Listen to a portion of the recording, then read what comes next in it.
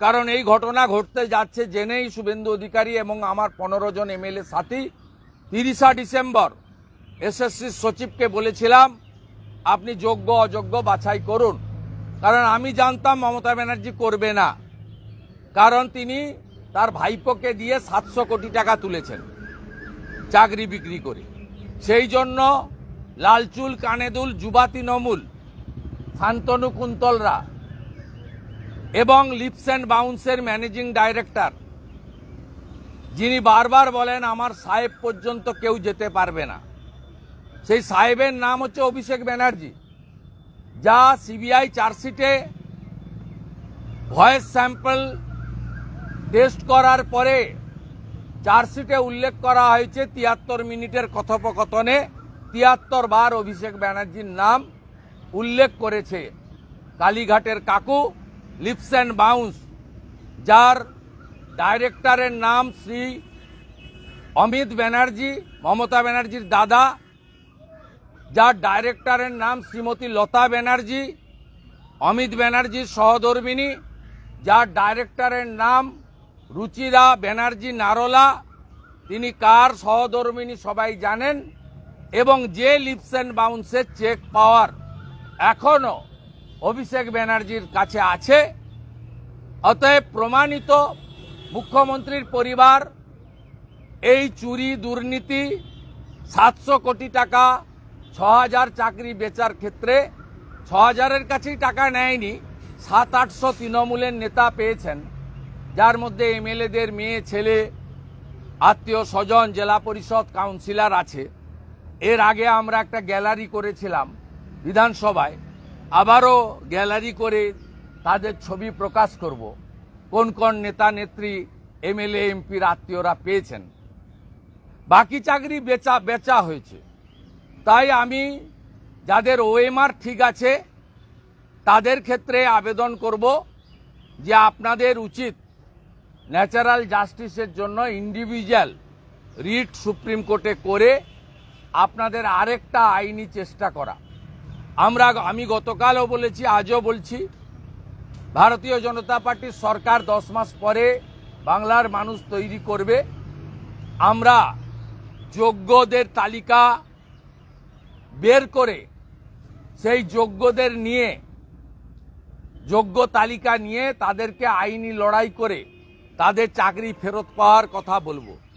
3 মাসের ডেডলাইনের বিষয় নেই, অর্থাৎ এই মুহূর্তে যোগ্যদের চিন্তিত হওয়ার কোনো কারণ আছে বলে আমি মনে করি না। এবং আমি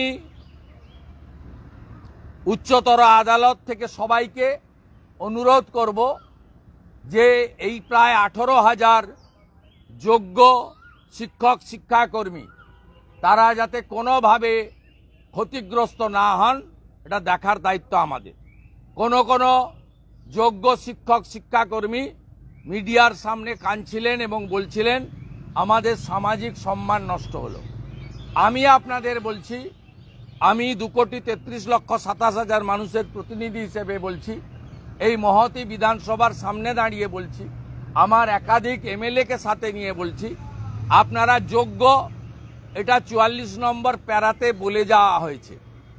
কাদের চাকরি বাতিল হবে তাদের কারো তালিকা প্রকাশ না করলেও সুপ্রিম কোর্ট 3-4টি বিষয় বলেছেন।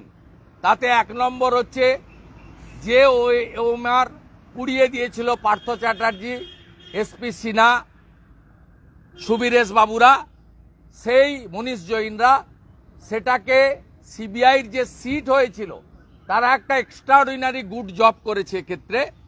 সেই সিট সেই সমস্ত গাজিয়াবাদ থেকে পুনরায় ওএমআর বের করেছেন।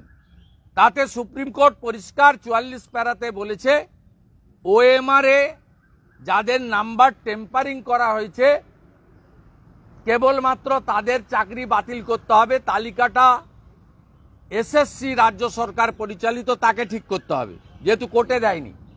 এবং প্যানেলের মেয়াদের পরে একটা প্যানেলের মেয়াদ থাকে, এসএসসির রুলস ভায়োলেশন হয়েছে, এই মেয়াদের পরে যে 2000 জন কোভিডের সময় নিয়োগ হয়েছে, 2020 সালে বিকাশ ভবনে লুকিয়ে লুকিয়ে ইন্টারভিউ করে নিয়োগ করা হয়েছে, সেই তাদেরকে বাতিল করার জন্য বলা হয়েছে। এমন 3-4টি পয়েন্ট তারা দিয়েছেন।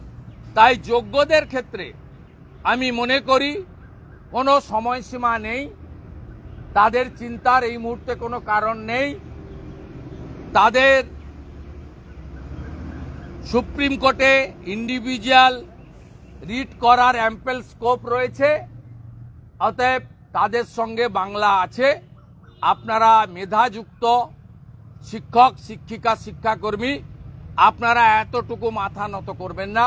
সুপ্রিম কোর্টের অর্ডারে রাজ্য সরকারের অসহযোগিতার কথা বলা হয়েছে, 17 দফা করাপশনের কথা বলা হয়েছে, 17 type of malpractices happen regarding this recruitment, এটা বলা হয়েছে।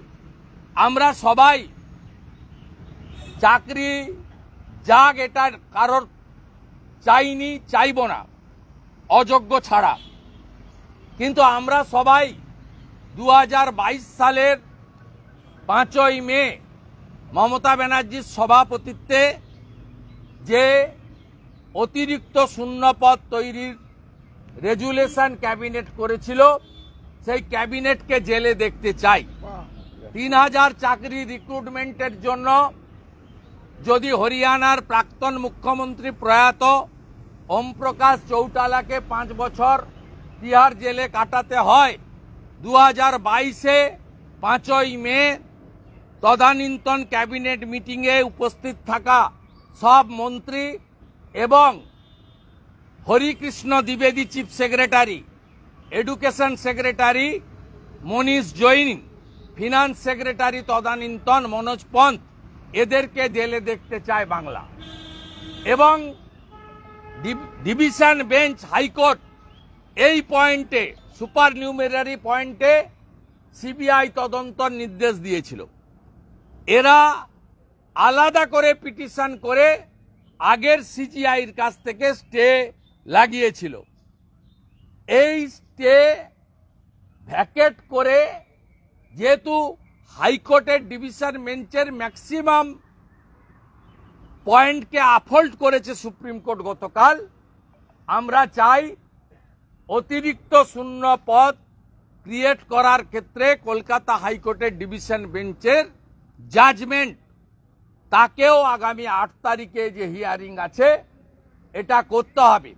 কারণ 44 প্যারা, আবার বলছি, থার্ড টাইম রিপিট করছি, সেখানে ক্লিয়ারলি বলা আছে এই করাপশন প্রাতিষ্ঠানিক করাপশন, প্রতিষ্ঠান থেকে